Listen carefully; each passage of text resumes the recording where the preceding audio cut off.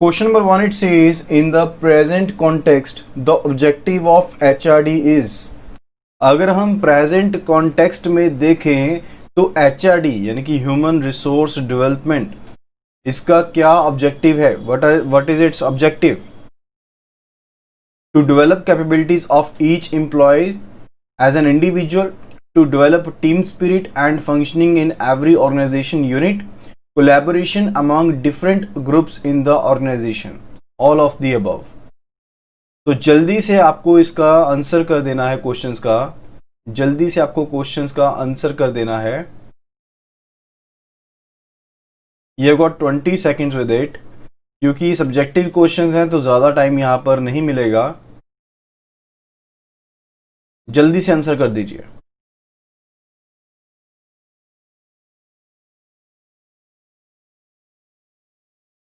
तो जो ऑब्जेक्टिव है प्रेजेंट कॉन्टेक्स्ट में वो तीनों ही ऑप्शंस रहेंगी, यानी कि जो एम्प्लॉय है, जो एक एज एन इंडिविजुअल, उसकी कैपेबिलिटीज को डेवलप करने के रिगार्डिंग, टीम स्पिरिट को डेवलप करने के रिगार्डिंग, एंड फर्दर जो फंक्शनिंग है हर एक ऑर्गेनाइजेशन में उसको डेवलप करना है, एंड फर्दर जो कोलैबोरेशन होती है among the different groups in the organisation, इन सभी की डेवलपमेंट जो है वो किसके ऑब्जेक्टिव के अंडर आती है? HRD के ऑब्जेक्टिव के अंडर ही आती है.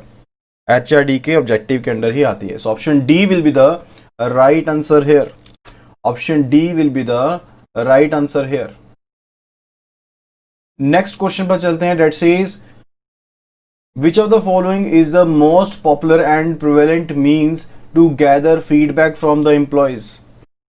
सबसे ज्यादा पॉपुलर एंड सबसे ज्यादा जो शक्तिशाली तरीका क्या है जिसके थ्रू आप फीडबैक ले सकते हैं एम्प्लॉयज से? एम्प्लॉय से आप फीडबैक ले सकते हैं. किस मेथड के थ्रू आप ये फीडबैक ले सकते हैं उसके बारे में आपको बताना है, उसके बारे में आपको बताना है. तो options are given: general survey, climate survey, direct feedback या फिर direct survey.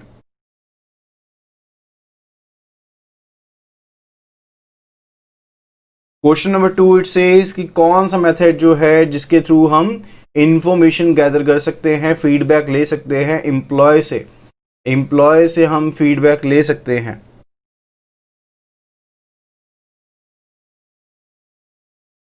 Question number 2, general survey, climate survey, direct feedback या फिर डायरेक्ट सर्वे. तो we read about the climate survey, we read about the climate survey, not the direct feedback. जो सबसे ज़्यादा यहाँ पर इम्पॉर्टेंट एंड जो सबसे ज़्यादा पॉपुलर जो तरीका है जिसके थ्रू हम इंफॉर्मेशन ले सकते हैं, that is a climate survey. Option B,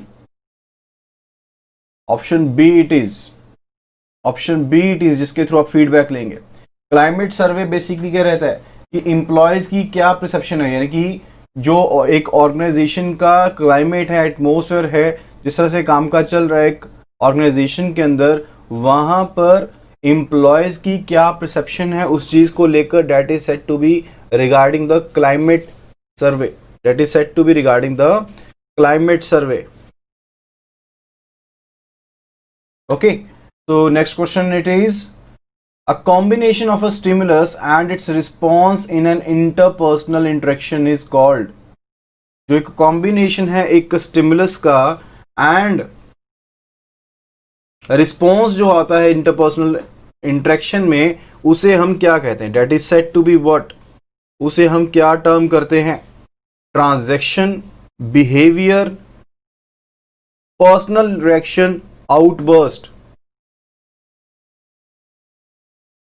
transaction, behaviour, personal reaction या फिर outburst.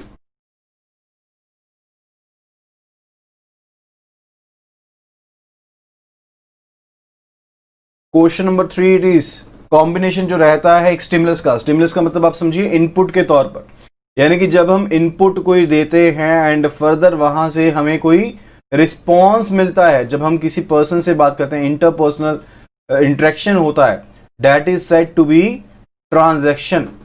That is said to be transaction. उसे ट्रांजैक्शन कहा जाता है, उसे ट्रांजैक्शन कहा जाता है. Behaviour is something related to trait. Personal reaction is किसी चीज के ऊपर हम खुद रिएक्शन देते हैं.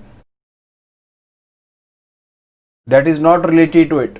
तो कॉम्बिनेशन जो रहता है, यानी कि आपने जो इनपुट दिया, जब आप मान लीजिए आप किसी पर्सन से बात कर रहे हैं, आपने कोई इनपुट दिया एंड वहां से आपको जो रिस्पॉन्स मिलेगा, that is what, that is basically a transaction, that is basically a transaction. तो option A will be the answer over here, answer over here, option A. Next question says the compensation should be adequate which takes into account the following। जो compensation है वो adequate होनी चाहिए, जो compensation है वो adequate होनी चाहिए, which takes into account the following, minimum wages, living wages, fair wages और नीड बेस्ड मिनिमम वेजेस। तो कौन सी चीजें इसमें शामिल रहती हैं? Minimum wages, living wages, fair wages या फिर नीड बेस्ड वेजेस, या फिर need based wages. Question number 4 it is. जल्दी से आप अपना आंसर पोस्ट कर दीजिए, जल्दी से आप आंसर अपना पोस्ट कर दीजिए।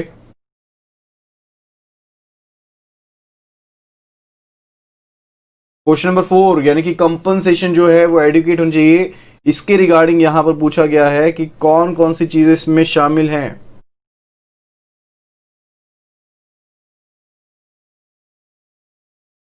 कौन कौन सी चीजें इसका शामिल हैं? तो चारों ही जो है यहां पर, that is minimum wages, living wages, fair wages, need based minimum wages, सभी ही इसमें शामिल हैं, सभी ही इसमें शामिल हैं। तो मिनिमम वेजेस का मतलब है जो सरवाइव करने के लिए मिनिममली वेजेस रिक्वायर्ड हैं। लिविंग वेजेस जहां पर सोशल नीड्स को पूरा करने के लिए वेजेस रिक्वायर्ड हैं। फेयर वेजेस का मतलब है मिनिमम वेजेस के बीच में एंड कंपनी की जो कैपेसिटी है पे करने की, उसके बीच में जो वेज लाई करती है, that is a fair wages. And need based wages जो है, दैट इज अ कैपेसिटी कि आप कितना ले सकते हैं, आपकी नीड्स के हिसाब से, आपकी नीड्स को जो फुलफिलमेंट करे वो वेजेस, उनके रिगार्डिंग जो वेजेस हैं। तो 1 2 4 all are part of it, 1 2 4 all are part of it, so option A will be the answer over here, option A will be the answer over here। Next question says which of the following is a basic element of a job and requires a person to achieve a specific product? Which of the following is a basic of a job? Basic element क्या है job का? Job है task, position या फिर role, job, task, position या फिर role. तो job रहता है, आप बेसिक एलिमेंट किसे मानते हैं जॉब का? बेसिक एलिमेंट क्या रहता है जॉब का? जिसके थ्रू एक जो पर्सन है वो एक स्पेसिफिक प्रोडक्ट को अचीव कर सकता है। Question number 5 it is, question number 5 it is.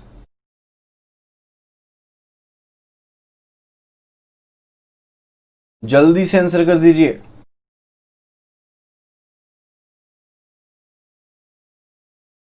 बिल्कुल सही है प्रशांत जी। जो बेसिक एलिमेंट है जॉब का, डेट इज टास्क, उसे हम क्या कहते हैं? टास्क कहते हैं, उसे हम क्या कहते हैं? टास्क कहते हैं। सो बेसिक एलिमेंट जो है जॉब का, that is task that requires a person to achieve a specific product, that requires a person to achieve a specific product। so option B will be the right answer here, option B will be the right answer here। जो job है वो basically क्या है?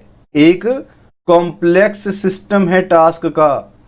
Job जो है वो एक complex system है टास्क का। एंड जो पोजीशन है उसके तहत एक जो पर्सन है वो हायरार्की में रहता है। लाइकवाइज हम कहें कि वो इसका सुपीरियर है, वो इसका जूनियर है, तो वो बेसिकली क्या है? पोजीशन के बेस पर है, वो पोजीशन के बेस पर है। ओके। एंड जो लोअर पोजीशन पर पर्सन है उसे हायर पोजीशन के पर्सन को रिपोर्ट करना पड़ता है, that is regarding the position. And role जो है वो आपस में तालमेल के बारे में है। रोल जो है वो आपस में म्यूचुअल एक्सपेक्टेशन जो रहती है उसके बारे में, यानी कि हम एक जॉब से, हम एक पर्सन से क्या एक्सपेक्ट करते हैं। यानी कि अगर कोई पर्सन एक स्पेसिफिक रोल प्ले कर रहा है, लाइकवाइज अगर आपकी ब्रांच में कोई मैनेजर है तो आपकी कुछ ना कुछ एक्सपेक्टेशंस होगी ठीक है, अगर आप ऑफिसर हैं, आप क्लरिकल हैं, तो मैनेजर की या फिर आपके जो कलीग्स हैं उनकी कुछ एक्सपेक्टेशंस होगी, उनके बारे में है। Okay, option B it will be the right answer here. Option B it will be the right answer here. Next question it says which one is a technique that facilitates the listing of what is required to be performed for a job or a task? Which technique is that which facilitates the listing of what is required to be performed for a task or a job? Job description, job role or job analysis, job specification, job evaluation.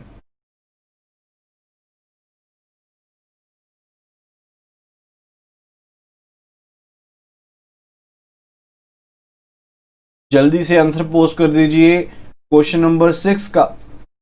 कौन सी technique है, कौन सी technique है जो facilitate करती है listing को, जो फैसिलिटेट करती है लिस्टिंग को? जॉब लिस्टिंग से मतलब है कि जॉब आउट करना। कौन सी टेक्निक है? That is what? That is job analysis. बिल्कुल सही है मेघना ji and Ravi ji. The answer will be option B here, that is job role और जॉब एनालिसिस। जॉब रोल और जॉब एनालिसिस। तो जॉब एनालिसिस एक टेक्निक है जो फैसिलिटेट करती है लिस्टिंग कि क्या परफॉर्म किया जाना है, कि कौन सी टास्क परफॉर्म करनी है। एंड इसमें जो जॉब डिस्क्रिप्शन है, जॉब स्पेसिफिकेशन, जॉब इवेल्युएशन है, वो इसके सब पार्ट्स हैं, वो इसके सब पार्ट्स हैं। तो question 6 answer it will be option B here. Next question it says attitude has 3 basic components. Attitude के 3 बेसिक कंपोनेंट हैं, तो कौन कौन से वो कंपोनेंट हैं उनके बारे में बताना है। Emotional, informational, behavioural. Expression, informational, behavioural. Emotional expression, behavioural. Emotional, hidden, behavioural. तो एटीट्यूड के कौन से 3 कंपोनेंट हैं उनके बारे में बताना है। सो एटीट्यूड होता क्या है? What is attitude? Attitude basically एक परसिस्टेंट टेंडेंसी है किसी चीज को फील करने के रिगार्डिंग, किसी चीज के पर्टिकुलर चीज के रिगार्डिंग आप पर्टिकुलर वे में बिहेव करते हैं, that is called what? That is attitude. That is attitude. And इसके कौन से 3 कंपोनेंट हैं उनके बारे में आपको बताना है। कौन से 3 कंपोनेंट हैं उनके बारे में बताना है। Emotional component, informational component and behavioural component. तो 3 कंपोनेंट रहते हैं इसके, emotional component, informational component and behavioural component. जो इमोशनल कंपोनेंट है वो डील करता है कि कोई चीज जो है वो सही होगी या गलत होगी, यानी कि पर्सन की क्या फीलिंग है उस चीज को लेकर। अगर आपको कोई टास्क दिया जाता है, आपका एटीट्यूड उस चीज के लिए पॉजिटिव है या नेगेटिव है, that is what? That is a emotional component of it. That is emotional component of it. And informational component, यानी कि आपको कोई टास्क दी गई, आपको कोई टास्क दी गई एंड जेन्युइनली उस टास्क को करने के लिए 2 हफ्ते का समय लगेगा, उस टास्क को करने के लिए 2 हफ्ते का समय लगेगा, लेकिन आपके पास जो इंफॉर्मेशन अवेलेबल है, आपके हिसाब से, आपकी इंफॉर्मेशन के हिसाब से आप सोचते हैं कि इसे 4 हफ्ते में किया जाएगा, इसे 4 हफ्ते में किया जाएगा। सो that is what? That is your informational component. Informational component of attitude. आप उस हिसाब से वहां पर बिहेव करेंगे। जब आपको 2 वीक्स का प्रॉपर टाइम दिया भी गया है, लेकिन आपको लगता है, आपकी इंफॉर्मेशन के हिसाब से आपको लगता है कि 4 हफ्ते का टाइम लगना चाहिए था। तो बिहेवियरल कंपोनेंट क्या है कि जब आपकी इंफॉर्मेशन आपकी लैक करती है, या फिर आपका जो भी एटीट्यूड रहेगा एक पर्टिकुलर जगह के ऊपर, एक पर्टिकुलर बिहेव आप टेंडेंसी रहेगी जो आपकी, उसके हिसाब से जो आप बिहेव करने वाले हैं, that is covered under the behavioural component. यानी कि पर्सन की जो टेंडेंसी रहती है कि वो एक पर्टिकुलर वे में कैसे बिहेव करेगा, that is the behavioural component. So option A जो है यहां पर, that is the right answer. Option A जो है that is the right answer. तो 3 कंपोनेंट एटीट्यूड के, emotional, informational and behavioural. Next question it says, faced with the competition from the foreign banks and new private banks, faced with the competition from the foreign banks and new private banks, what steps were initiated by the public sector banks? तो public sectors ने किन steps को यहां पर initiate किया है या कर चुके हैं already? Going online by implementing CBS, undertaking business processing reengineering, training and retraining of the employees, requirement of the specialists. तो इनमें से कौन से स्टेप्स जो हैं वो पब्लिक सेक्टर बैंक ऑलरेडी ले चुके हैं ताकि वो फॉरेन बैंक्स को एंड न्यू प्राइवेट बैंक्स को टक्कर दे सकें? So what would be the answer over here? It's a general question, तो जल्दी से इसका आंसर दे दीजिए, जल्दी से इसका आंसर दे दीजिए।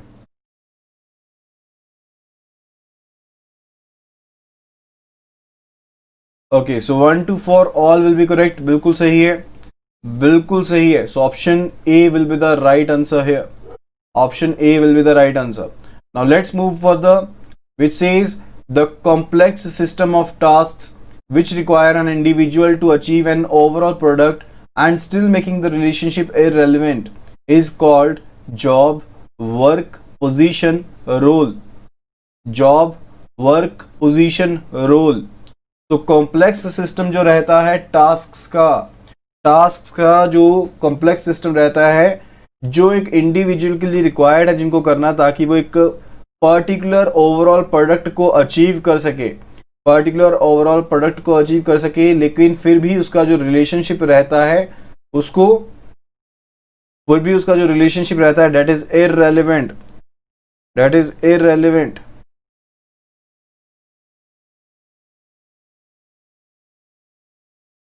That is said to be, उसे क्या कहते हैं? जॉब, वर्क, पोजीशन या फिर रोल। जॉब, वर्क, पोजीशन या फिर रोल।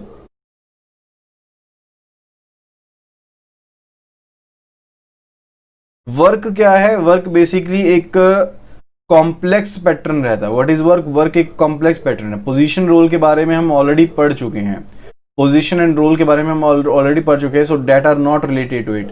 सो कॉम्प्लेक्स सिस्टम जो है टास्क का, जिसमें एक पर्सन से रिक्वायरमेंट रहती है कि वो उन टास्क को करेगा ताकि वो एक ओवरऑल प्रोडक्ट को अचीव कर पाए, दैट इज जॉब। उसे हम क्या कहते हैं? That is said to be job.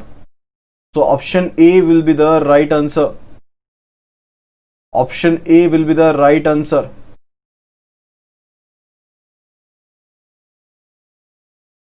Next question says, which one records each and every component of the job which an individual has to perform in a given setup? कौन सा यहां पर चीज है ऐसी जो रिकॉर्ड करती है हर एक कंपोनेंट को? जॉब का कोई भी जो कंपोनेंट है उसे यहां पर रिकॉर्ड किया जाता है, जिसे एक इंडिविजुअल को परफॉर्म करना रहता है एक गिवन सेटअप के under, what would be the answer? Job description, job role और job analysis, job specification, job evaluation. So it is related to what?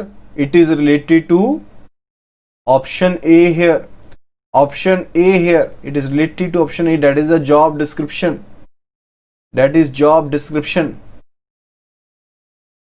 Right answer Ashwini ji, job description will be the answer here. So job description में रहता क्या है कि आप हर एक component को job के क्या करते हैं? रिकॉर्ड करते हैं, जो भी एक इंडिविजुअल के द्वारा परफॉर्म किया जाना है एक गिवन सेटअप के अंडर, जो भी यहां पर परफॉर्म किया जाना है फंक्शन, उससे रिलेट करते हैं, ठीक है।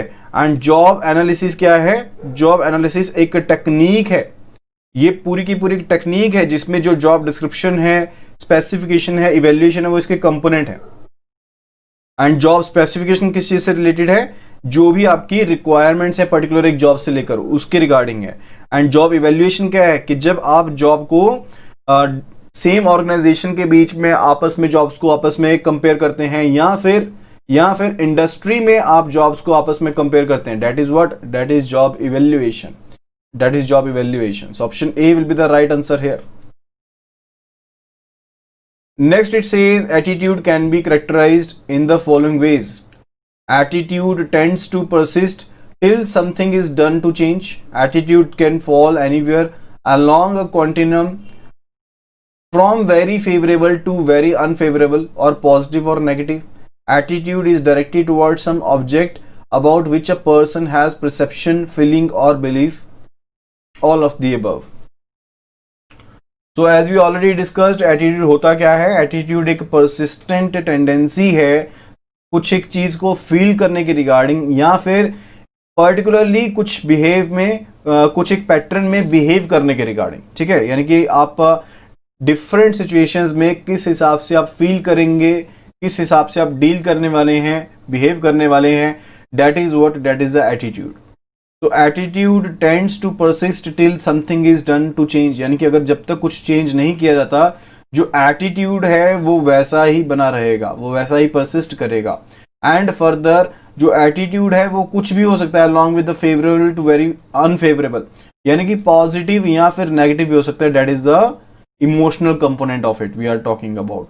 The attitude is directed towards some object, तो आपकी कुछ ना कुछ एक पर्टिकुलर ऑब्जेक्ट को लेकर कुछ ना कुछ आप सोचते हैं, कोई आपकी परसेप्शन है, कोई आपकी फीलिंग है, कोई बिलीफ है, एंड फर्दर उसी के हिसाब से आपका बिहेव रहता है। That is called what, that is also part of attitude, that is also part of attitude. तो option D will be the answer here, because तीनों ही स्टेटमेंट्स यहां पर करेक्ट हैं। So option D, that is all of the above, will be the answer here. बहुत बढ़िया, सभी का आंसर यहाँ पर करेक्ट है। Next question says compensation can be paid to, compensation जो है वो किसे पे की जा सकती है? An individual for his contribution, an individual for his contribution, to a team for certain measurable results, to a group for certain measurable results. तो जो कंपनसेशन है यहां पर किसे पे की जा सकती है? ऑप्शन ए, बी, सी और D. Question number 12 it is, question number 12 it is. जल्दी से आंसर कर दीजिए, जल्दी से आंसर कर दीजिए।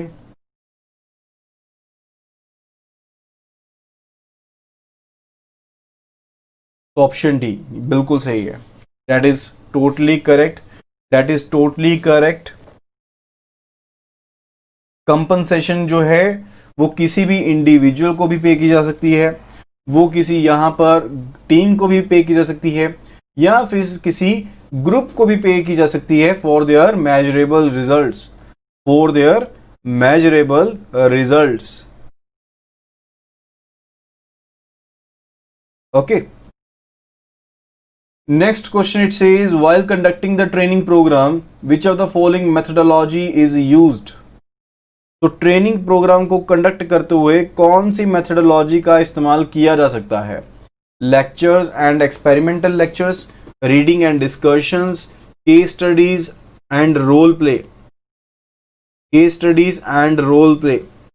तो ट्रेनिंग के लिए कौन सी टेक्निक्स का, कौन से यहां पर मेथोडोलॉजी का इस्तेमाल किया जा सकता है?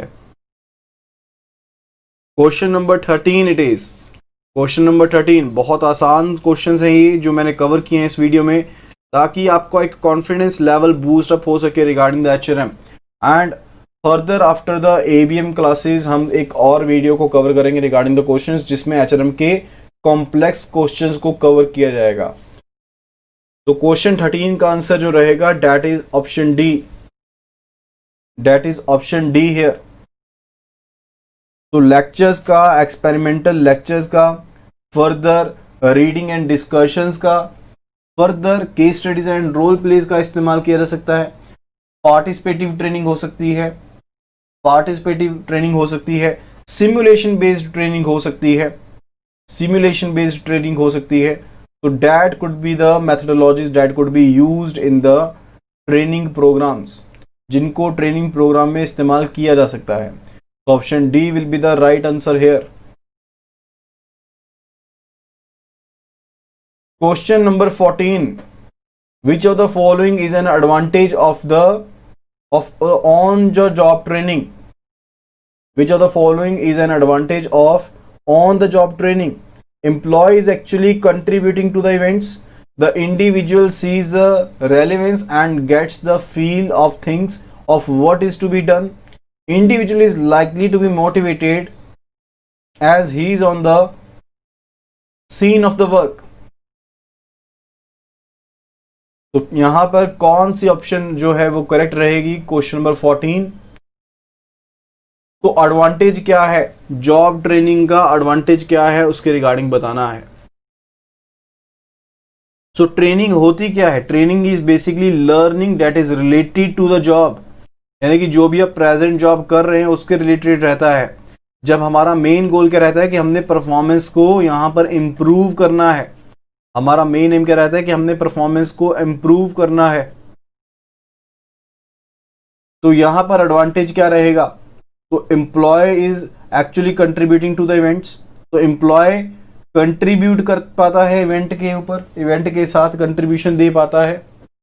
And further it says the individual sees the relevance and gets the feel of things what is to be done, यानी कि जब हम ट्रेनिंग में जाते हैं, हम अपने आप को सिमुलेट करते हैं, तब हमें ये समझ में आती है ट्रेनिंग में, हमें नॉलेज मिलती है नहीं, तो हम सीख पाते हैं कि हमें क्या चीज़ करनी है, हम उस चीज़ की रेलेवेंसी फाइंड आउट करते हैं अपनी प्रेजेंट जॉब के साथ।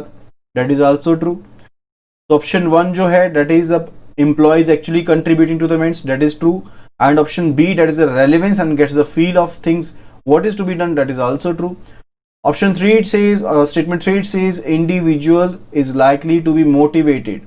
Individual is likely to be motivated as he is on the scene of the work. That is also true. जो individual है that is motivated by training. Training के through जो individual है वो motivated feel करता है। So तीनों ही options यहाँ पर correct है, तीनों ही statements यहाँ पर correct हैं। So option A will be the right answer here. Option A will be the right answer here. Next question it says,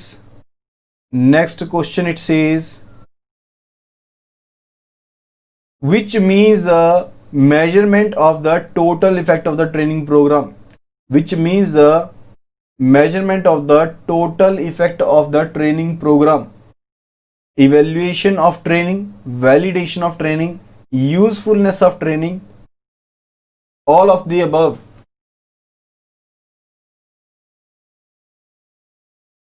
Or all of the above.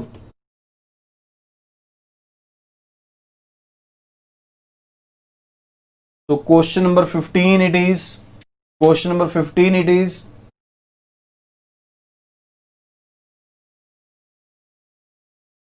जल्दी से आंसर पोस्ट कर दीजिए। Question number 15, evaluation of training या validation of training या फिर usefulness of training, या तीनों ही रहते हैं जिनके थ्रू हम टोटल इफेक्ट जो रहता है ट्रेनिंग प्रोग्राम का उसको मेजर करते हैं।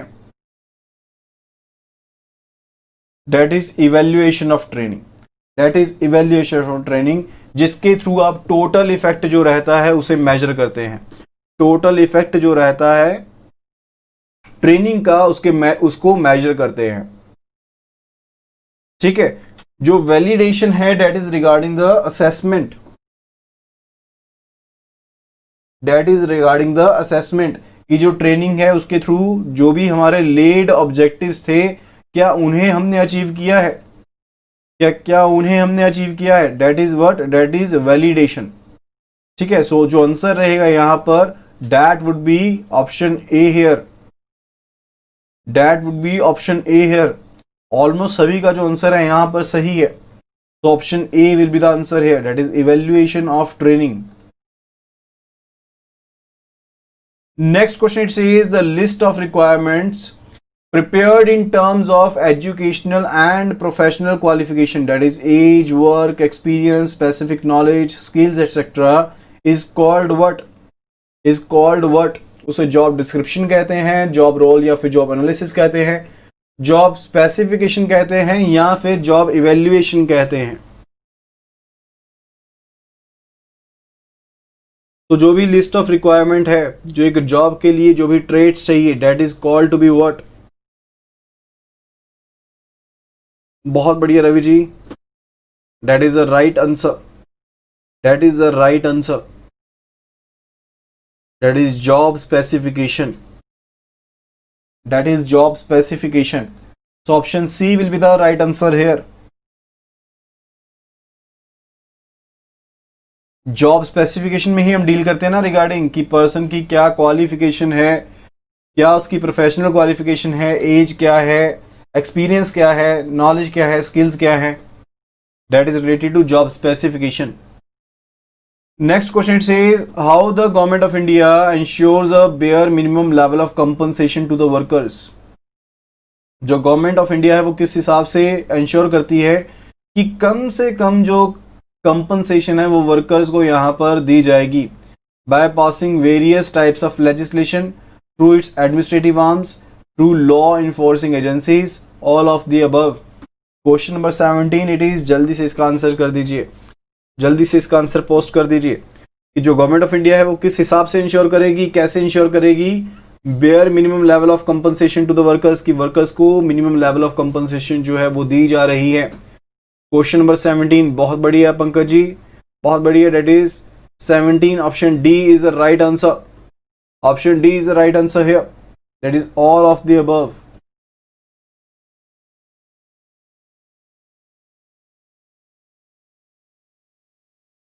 Okay, so option D will be the right answer here. उसके बाद नेक्स्ट क्वेश्चन पर बढ़ते हैं. That says which set of following theories stated that the learner is passive in the learning, in the process of learning. So कौन सी जो theories हैं वो यहां पर कहती हैं कि जो लर्नर है वो पैसिव रहता है. लर्नर जो है वो पैसिव रहता है इन the process of learning.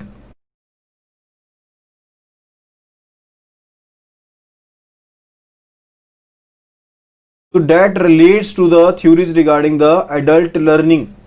That relates to the theories regarding the adult learning.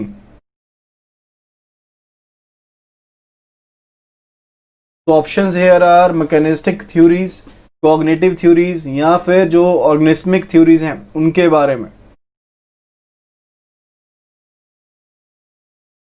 बिल्कुल सही है मेघना जी, बिल्कुल सही है. Question number 18 it will be option A. It will be option A. Machinist जो थ्योरी है, मैकेनिस्ट जो थ्योरी है जिसे हम बिहेवियरिस्टिक थ्योरी भी कहते हैं. मैकेनिस्ट थ्योरी जो है that is also called behaviouristic theory. That is also called behaviouristic theory. So it says कि जो लर्नर है वो पैसिव रहता है इन the process of learning. Learner जो है वो पैसिव रहता है इन the process of learning. And learning सिर्फ तब होती है जब वहां पर एक राइट रिस्पॉन्स की डिमांड की जाती है. जब एक राइट रिस्पॉन्स की डिमांड की जाती है सिर्फ तभी और तब लर्निंग होती है. तभी पर्सन जो है वो स्टिमुलस के हिसाब से राइट रिस्पॉन्स देने की कोशिश करता है, तभी लर्निंग होती है. सेकंड जो है that is cognitive theory. That is a cognitive theory. Option number B it says cognitive theory. जो कॉग्निटिव थ्योरी है दैट सेज कि जो पर्पस है ना लर्निंग का वो बेसिकली ब्रेन को सिखाना है कि किस तरह से वो क्रिटिकल थिंकिंग के प्रोसेस में या फिर प्रॉब्लम सॉल्विंग प्रोसेस में को इनिशिएट करे. That is relating to the brain, कि ब्रेन को किस तरह से ट्रेन करना आपने कि वो लर्निंग के प्रोसेस में पढ़े, किस तरह से वो क्रिटिकल थिंकिंग करें एंड प्रॉब्लम सॉल्विंग को इंप्लीमेंट कर पाए. That is a cognitive theory. Then it is organismic theory. Organismic theory को हम ह्यूमनिस्टिक थ्योरी भी कहते हैं. इसको हम ह्यूमनिस्टिक थ्योरी भी कहते हैं. यानी कि जो लर्निंग है वो सिर्फ तब और तब होगी. ऑर्गेनिस्मिक थ्योरी के हिसाब से जो लर्निंग है वो सिर्फ तब और तब होगी जब जो लर्नर है उसके पास ये आज़ादी रहेगी सीखने की. यानी कि वो अपनी पर्सनल लाइफ सिचुएशन के हिसाब से अगर कुछ सीखना चाहता है एंड उसे उस चीज़ के लिए आज़ादी रहेगी तभी उस केस में लर्निंग हो पाएगी. So these were the three theories that we read in the adult learning process. ठीक है. सो आंसर जो यहां पर रहेगा that would be the option A here. That would be the option A here. Next question says type of compensation in which of the following does not match. तो कहां पर जो टाइप ऑफ कंपनसेशन है वो match नहीं कर रहा है.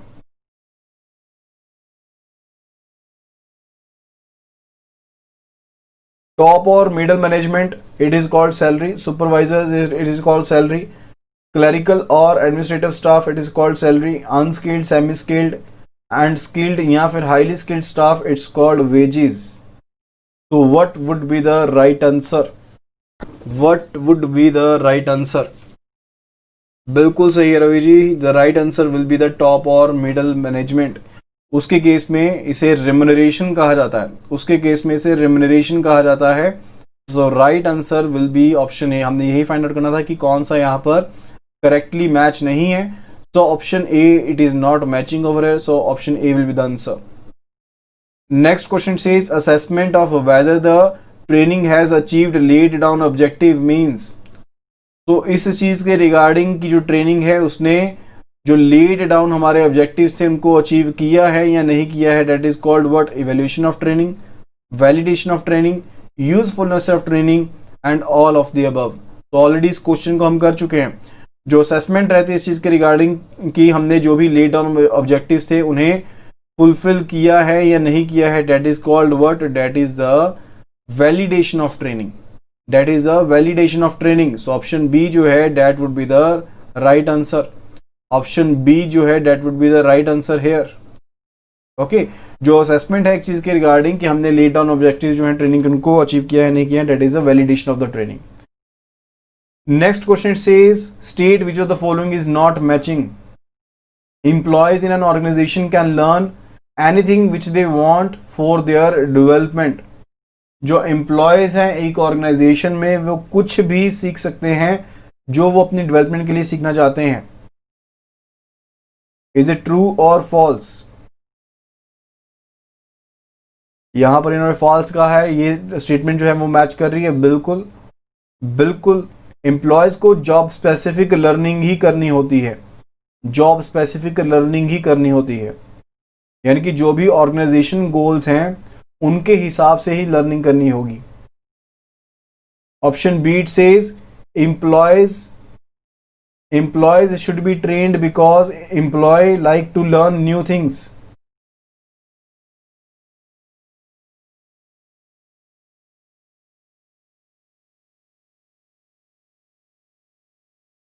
Employees should be trained because employee like to learn new thing.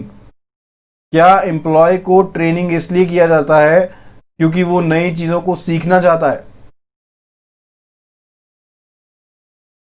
जो नई नॉलेज है वो देने के लिए, या फिर अगर कहीं पर लैक ऑफ नॉलेज है वो नॉलेज इंपार्ट करने के लिए regarding the present job the training is imparted.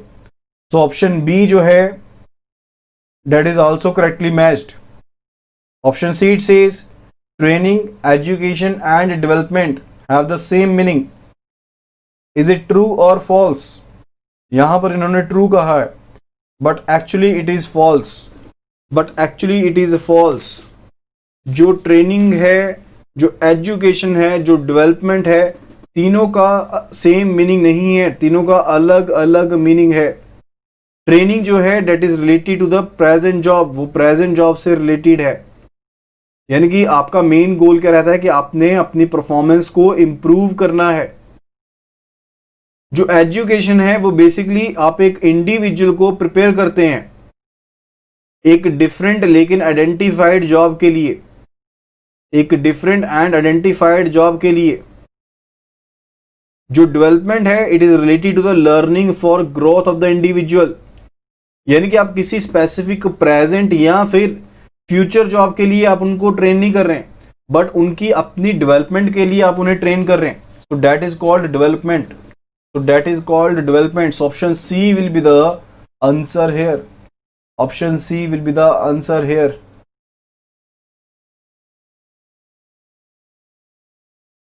And further it is said learning takes place if there is some motivation to learn. बिल्कुल सही है कि लर्निंग सिर्फ और सिर्फ तब होगी जब वहां कोई मोटिवेशन है।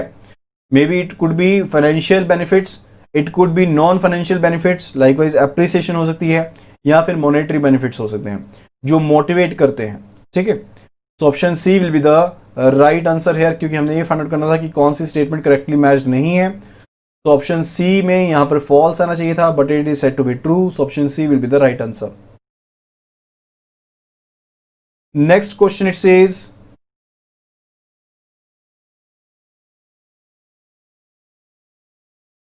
The training and development in an organisation involves which of the following. Training and development में कौन कौन सी चीजें शामिल की जाती हैं?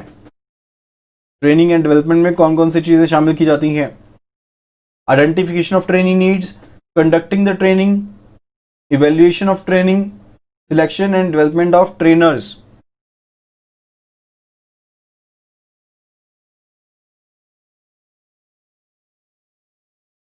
So what would be the right answer here? कौन कौन सी स्टेटमेंट्स करेक्ट हैं उसके अकॉर्डिंगली प्लीज अपना जल्दी से आंसर पोस्ट कर दीजिए। तो चारों ही यहां पर जो स्टेटमेंट्स हैं दोज आर करेक्ट, बिल्कुल सही Ashwini ji, those are correct. That is identification of training needs, उसके बाद ट्रेनिंग को कंडक्ट करना या फिर इवेल्युएट करना ट्रेनिंग को, and selection and development of trainers. तो all the options are, all the statements are correct over here. इसके अलावा जो स्टेप रह सकता है that is regarding the preparation of training plan, that could be regarding the preparation of training plan. ठीक है, तो हमने 5 स्टेप्स पढ़े थे regarding the approach to training में। Regarding the approach to training में वो 5 स्टेप कौन कौन से थे? पहली चीज थी आइडेंटिफिकेशन, पहली जो चीज थी that was regarding the identification. Second जो थी दैट वाज रिगार्डिंग द, आपने जब आइडेंटिफिकेशन कर ली है कि ट्रेनिंग नीड्स क्या हैं, उसके बाद आप एक ट्रेनिंग प्लान बनाएंगे। उसके बाद आप क्या करेंगे? एक ट्रेनिंग प्लान बनाएंगे। फर्दर जो ट्रेनिंग है उसे कंडक्ट किया जाएगा एंड ट्रेनिंग को इवेल्युएट करना भी ज़रूरी है, इवेल्युएट करना भी ज़रूरी है। एंड उसके बाद बात आती है कि इवेल्युएशन के हिसाब से जो जो भी आपको स्किल्स चाहिए ट्रेनिंग करवाने के रिगार्डिंग, वो यहाँ पर that is regarding the selection and development of trainers, selection and development of trainers.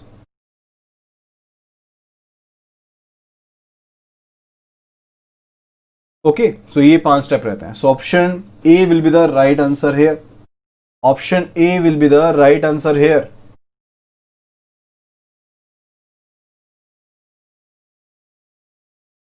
Next question says which of the following is the objective of job evaluation. तो जॉब इवेल्युएशन का क्या objective है? To determine the compensation rates, to link पे with the requirement of the job, to provide for pay differential, taking into account skills, efforts, hazards required in each job, and to establish a compensation structure to consider for promotion to next scale। तो job evaluation का objective क्या है? जो statements given है इसमें से job evaluation का objective क्या है? तो if it is regarding the determination of the compensation rates, कि आप किस तरह से कंपनसेट करेंगे, and to link the pay with the requirement of the job, to provide for pay differentials, taking into account the skills, efforts, hazards that are required in a particular job, and to establish a compensation structure. And fifth one, it is regarding to consider for promotion to next scale. So question 23, what would be the answer here? तो job evaluation basically रहता क्या है कि जब आप job को compare करते हैं, यानी कि विद इन ऑर्गेनाइजेशन आप दूसरी जॉब से कंपेयर करते हैं, या फिर ऑर्गेनाइजेशंस के बीच में आप, या फिर इंडस्ट्री के बीच में आप बेसिकली जॉब्स को आपस में कंपेयर करते हैं उसके रिगार्ड में, ठीक है। तो what would be the answer here? What would be the answer here? The answer will be option B. The answer will be option B here.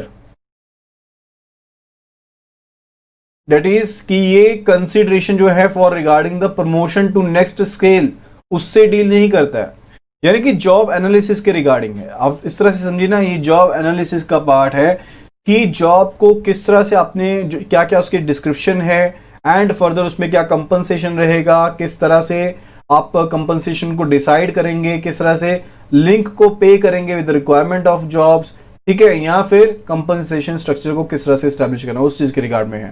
तो it is not regarding the promotion to next scale. So option B, that is 1 to 4 only, that would be the right answer. Option B will be the right answer. Next question says which of the following puts an individual in an hierarchical pattern? Hierarchical pattern में कौन सा यहां पर option है जो एक individual को hierarchical pattern में लगाता है? यानी कि हायरार्किकल पैटर्न के हिसाब से काम करना पड़ता है। जॉब, वर्क, पोजीशन या फिर रोल। तो एक एम्प्लॉय जो है, कि इंडिविजुअल जो है, वो पोजीशन के कारण हायरार्किकल मैनर में, हायरार्किकल पैटर्न में काम करता है। पोजीशन के कारण वो हायरार्किकल पैटर्न में काम करता है। Option C will be the right answer here. Next question says, which of the following order is correct regarding training process to be followed by the organization, including a bank? Preparation of training plan, evaluation of the training program, selection and development of trainers, training needs analysis, identification of training needs, preparation of training plan, execution of the training program and evaluation of the training program, selection of the development of trainers, training need analysis, identification of the training needs, preparation of the training plan, evaluation of the training program, or evaluation of the training program, selection and development of the trainers, training need analysis, identification of the training needs, preparation of training plan. तो हमने basically ये बताना है कि कौन सा यहाँ पर जो ट्रेनिंग प्रोसेस का ऑर्डर है वो करेक्ट है। ट्रेनिंग प्रोसेस का कौन सा ऑर्डर यहाँ पर करेक्ट है। ऑलरेडी हम इसे कर चुके हैं, ऑलरेडी इस क्वेश्चन को कर चुके हैं कवर। तो क्वेश्चन नंबर 25 का जल्दी से आंसर कर दीजिए। क्वेश्चन नंबर 25 का आंसर जल्दी से दे दीजिए। तो सबसे पहली चीज जो आती है that is regarding the analysis, यानी कि आपने आइडेंटिफाई करना है कि ट्रेनिंग नीड्स कौन कौन सी हैं, उसके हिसाब से ट्रेनिंग प्लान को प्रिपेयर किया जाएगा, फर्दर ट्रेनिंग प्लान को एग्जीक्यूट किया जाएगा एंड उसके बाद इवेल्युएशन होगी ट्रेनिंग प्रोग्राम की, उसके बाद इवेल्युएशन होगी ट्रेनिंग प्रोग्राम की।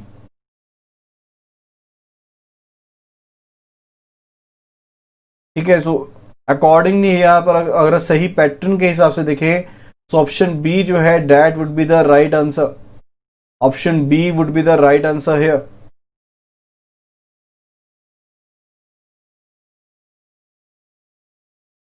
Next question it says, according to Nadler, the learning prepare an individual for a different but identified job is called.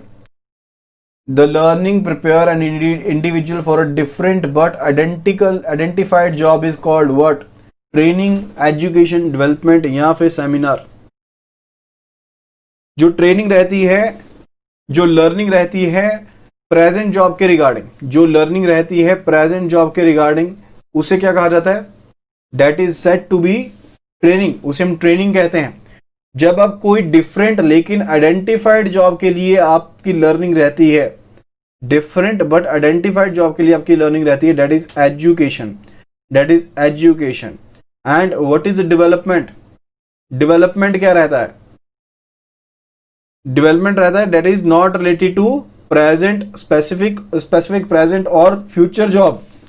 जो प्रेजेंट या फिर फ्यूचर जॉब से रिलेटेड नहीं है, उसकी रिलेटेड जो लर्निंग है दैट इज द डेवलपमेंट, यानी कि किसी और इंडिविजुअल की ग्रोथ के लिए लर्निंग है, इंडिविजुअल की ग्रोथ के लिए लर्निंग है, दैट इज कॉल्ड डेवलपमेंट।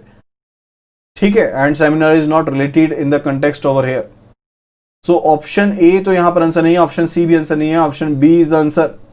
क्योंकि जहां पर जो लर्निंग रहती है इंडिविजुअल की एक डिफरेंट लेकिन आइडेंटिफाइड जॉब के लिए, दैट इज कॉल्ड एजुकेशन, उसे एजुकेशन कहा जाता है।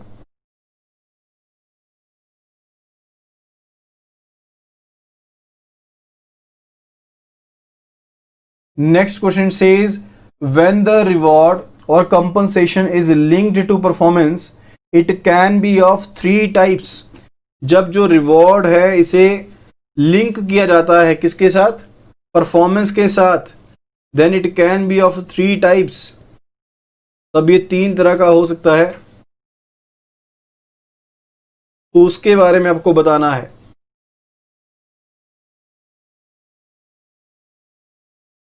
कौन कौन सी टाइप्स हो सकती है, जल्दी से आंसर पोस्ट कर दीजिए।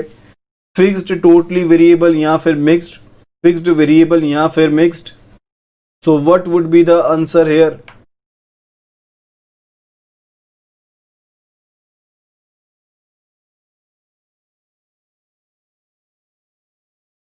सो रिवॉर्ड को जब लिंक किया जाता है परफॉर्मेंस के साथ, तब वो 3 तरह का हो सकता है, 3 तरह का हो सकता है, fixed, totally variable and mixed. Fixed totally variable and mixed या फिर fixed variable and mixed? What would be the answer? The answer would be fixed totally variable and mixed. Fixed totally variable and mixed कहने का मतलब क्या है कि अगर आप एक जॉब को इवेल्युएट करना चाहते हैं, आपने एक जॉब को इवेल्युएट कर लिया है एंड आप एक पर्सन को फिक्स्ड पेमेंट दे रहे हैं, जो भी वो जॉब कर रहा है, जो भी वो काम कर रहा है उसके रिगार्डिंग आप फिक्स पेमेंट दे रहे हैं, ठीक है, तो उस किस में जाएगा, यानी कि यहां पर मोटिवेशन जो लेवल होगा वो क्या होगा, कम होगा। मोटिवेशन जो लेवल होगा वो कम होगा, ठीक है, फिक्स के केस में, क्योंकि उसको ये नहीं, उसको ये पता है कि उसकी जो पैसे उसको मिलने वाले हैं, जो उसको मॉनेटरी बेनिफिट्स मिलने, कंपनसेशन जो मिलने वाली है वो सेम ही रहेगी, चाहे वो जितना मर्जी काम कर ले उसे जो पैसा मिलने वाला वो सेम ही रहेगा, ठीक है। लेकिन जो टोटल वेरिएबल है उसके केस में क्या है, उसके वेरिएबल में उसको पता है कि जितना वो काम करेगा उतना ही पैसा मिलेगा, जितना वो काम करेगा उतना ही पैसा मिलेगा, कंपनसेशन उसी के हिसाब से मिलने वाली है।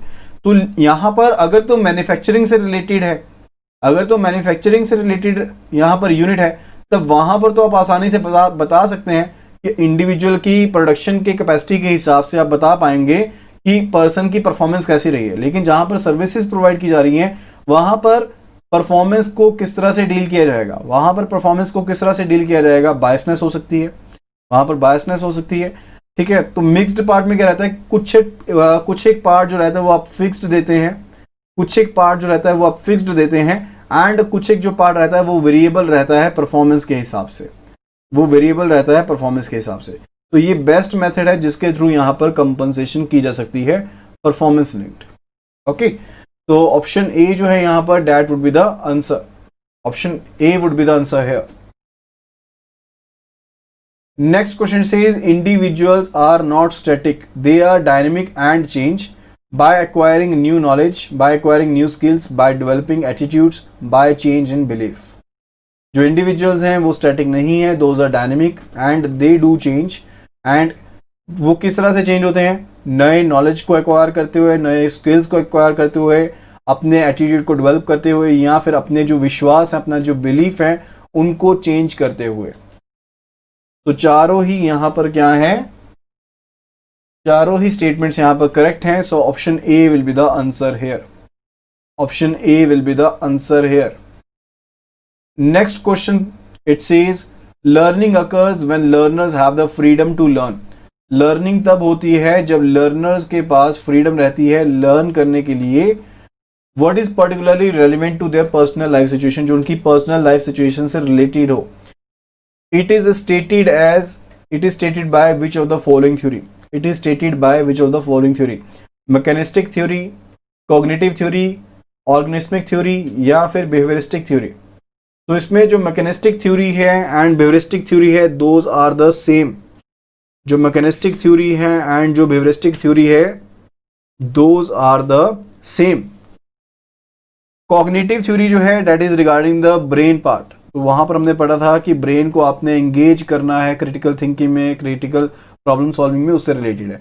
ऑर्गेनिस्मिक थ्योरी के केस में हमने पढ़ा था दैट वाज रिलेटेड कि जो लर्निंग है वो तब आती है लर्नर में जब लर्नर के पास फ्रीडम हो, जब वो अपनी लाइफ रिलेटेड सिचुएशन में सीख पाए, ठीक है। सो जो ऑप्शन सी है, जो ऑप्शन सी है that is the right answer, option C is the right answer.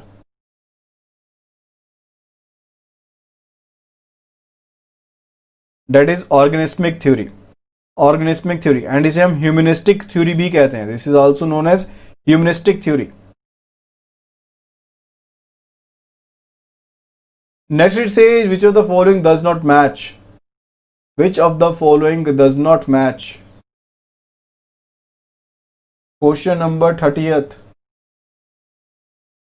तो इसके बारे में हम ऑलरेडी कवर कर चुके क्वेश्चन में, तो जल्दी से इसका आंसर पोस्ट कर दीजिए। जो मिनिमम वेजेस हैं that are related to the wages to sustain the worker, यानी कि वो वेजेस कम से कम जो चाहिए जिसके साथ जो वर्कर है वो सस्टेन कर सकता है, that is the minimum wages, that is the minimum wages, that is correct. Living wages that are related to considers the aspect of satisfaction of social needs, जो भी सोशल नीड्स हैं उनको यहाँ पर कवर किया जाता है, इंश्योरेंस कवर को यहाँ पर कवर किया जाता है, that is a living wages, that is also correct. Fair wages क्या है, wages between the minimum and the one which could be determined on the paying capacity of the organisation, जो capacity है organisation की pay करने की and जो minimum wages है उनके बीच की जो वेजेस है जो डिटर्मिन की जाती हैं, that are called what, that are fair wages, that are fair wages. And next it is कि जो नीड बेस्ड मिनिमम वेजेस हैं, that are the negotiated wages. तो जो नीड बेस्ड वेजेस रहती हैं, that are not negotiated wages, that are basically wages aimed at satisfying the minimum needs of the worker. जो minimum needs हैं worker की उनको satisfy करने के रिगार्डिंग जो वेजेस चाहिए, उनको सेटिस्फाई करने के रिगार्डिंग जो मिनिमम वेजेस चाहिए, that is a need based minimum wages. So option D is the incorrect. Option D जो है यहां पर प्रॉपरली मैच्ड नहीं है, तो option D will be the right answer here. Option D will be the right answer here.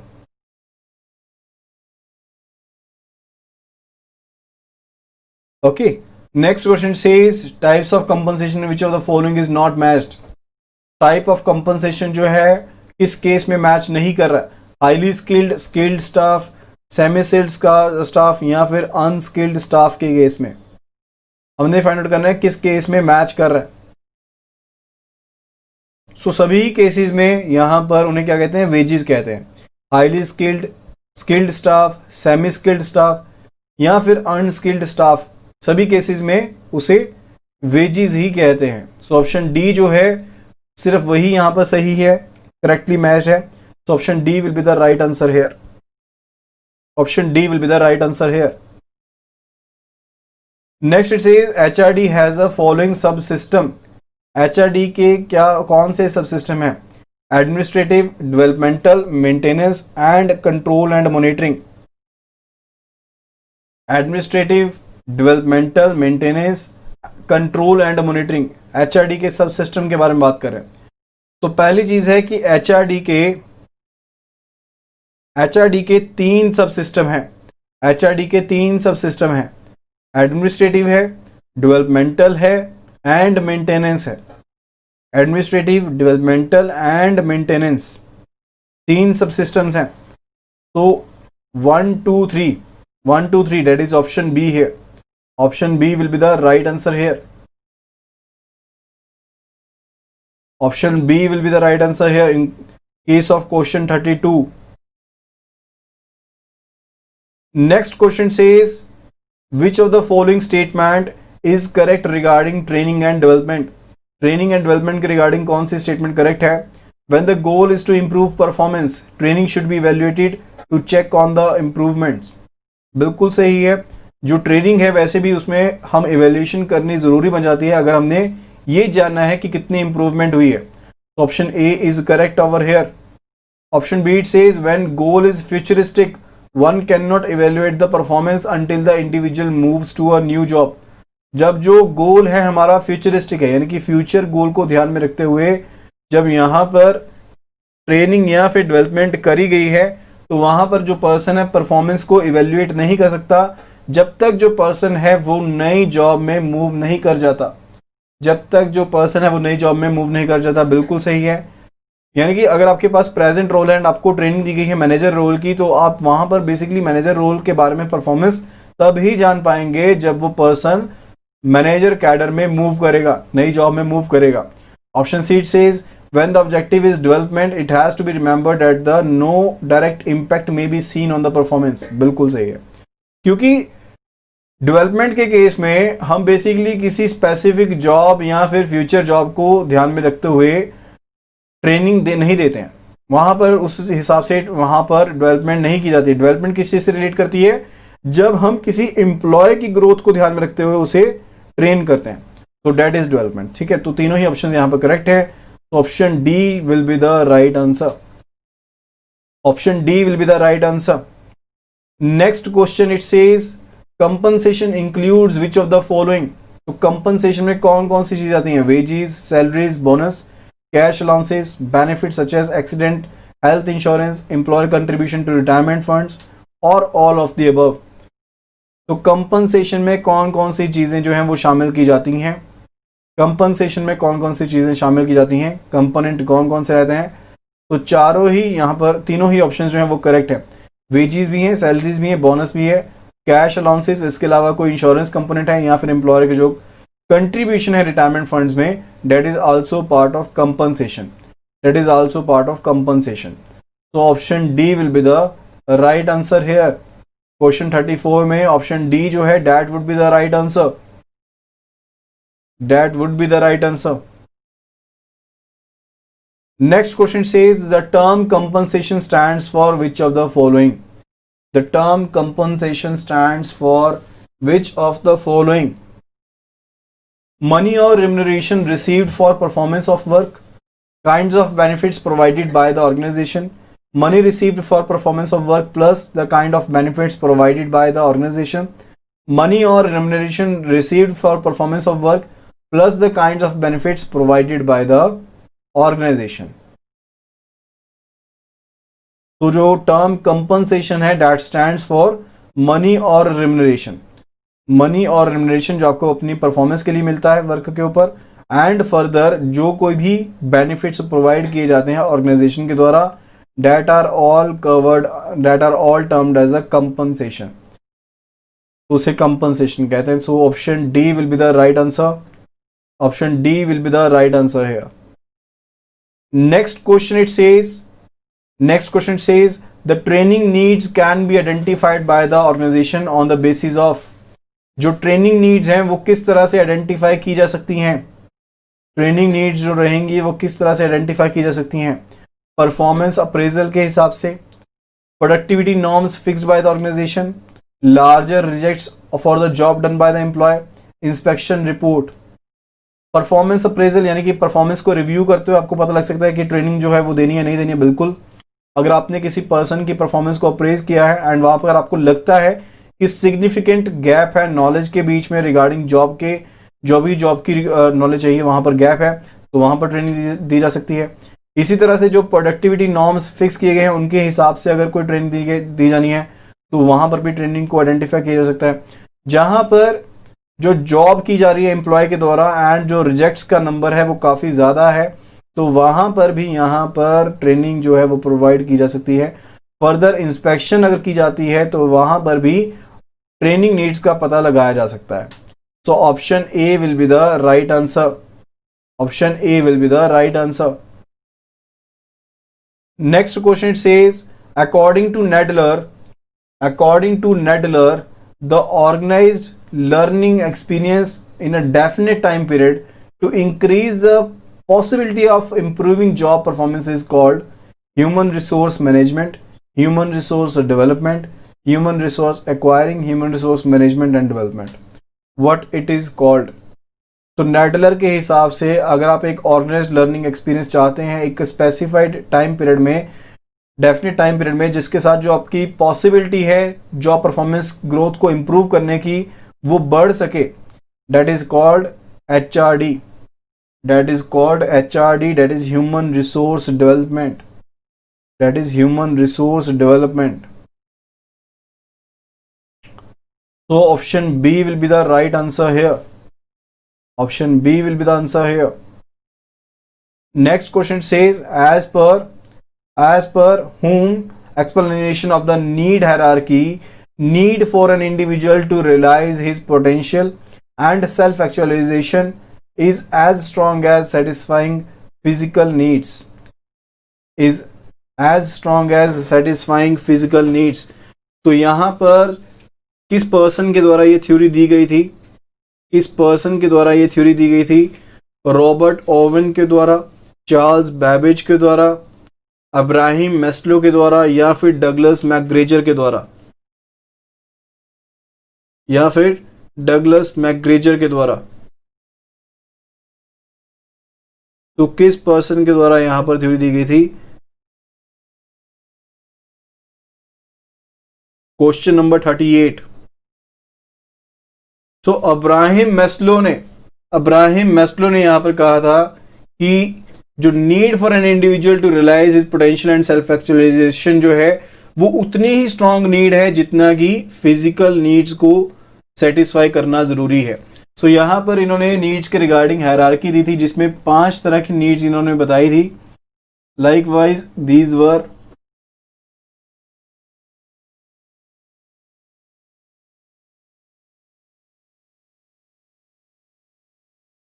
जो needs उनके बारे में बात करें, फिजियोलॉजिकल नीड्स थी, फिजियोलॉजिकल नीड्स थी जो डील करती थी with the food, exercise, shelter, rest, उसके साथ। सेकंड जो यहाँ पर नीड थी डेट वर सेफ्टी नीड्स, वो थी सेफ्टी नीड्स। सेफ्टी जो नीड थी डेट वाज रिगार्डिंग की जो किसी भी तरह का जो खतरा है उससे आपको प्रोटेक्शन चाहिए, कोई थ्रेट से आपको प्रोटेक्शन चाहिए। Third one it was regarding the social needs, third one it was regarding the social needs, that is regarding कि आपको सोशली एक्सेप्टेंस चाहिए, आपको for giving and for receiving the friendship and love, उसके regarding जो आपकी needs हैं वो इसमें कवर होती थी सोशल नीड्स में। Fourth one it is regarding the esteem needs, esteem needs,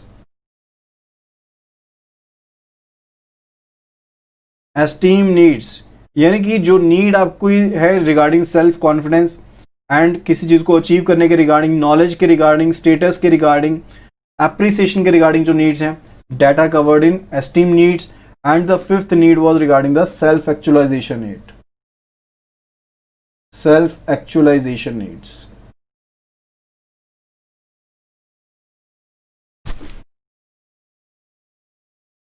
so self actualisation जो नीड है वो बेसिकली थी रिगार्डिंग कि किसी पर्सन ने अपने खुद के पोटेंशियल को अचीव करना है, अपने खुद के पोटेंशियल को अचीव करना है, यानी कि क्रिएटिव बनना है, ठीक है, उसके रिगार्ड में था, ठीक है। सो ये 5 नीड्स यहां पर बताई गई थी अब्राहम मैस्लो के द्वारा, ए मैस्लो के द्वारा। एंड फर्दर इन्होंने कहा कि जितनी नीड की यहां पर जरूरत है ना, इस नीड को पाने के लिए जितनी यहां पर पर्सन के अंदर रियलाइज करने के रिगार्डिंग जितनी आपको एक स्ट्रांगनेस रहती है, वही स्ट्रांगनेस इस नीड को पाने के लिए भी रहती है, लेकिन आप एक हायरार्की में काम करते हैं, यानी कि एक समय पर एक ही नीड काम करेगी, एक समय पर एक ही नीड के लिए आपके अंदर रहेगा मोटिवेशन रहेगी कि आपने उस नीड्स को पूरा करना है, ठीक है। So that was also said.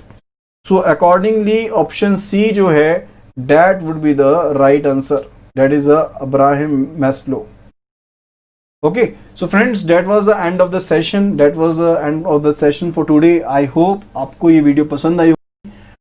These were some easier questions that were added to today video. These were some easier questions that were added to today video ताकि आप आसानी से कुछ एक कंसेप्ट जो बेसिक कंसेप्ट उनको समझ पाएं। बहुत सी चीज़ें हैं जो अभी यहाँ पर 1 घंटे के सेशन में तो कंप्लीट हो नहीं सकती थी, बट आई हैव ट्राइड कि मैक्सिमम टू मैक्सिमम जितने भी क्वेश्चन उनको हम कवर कर पाएं।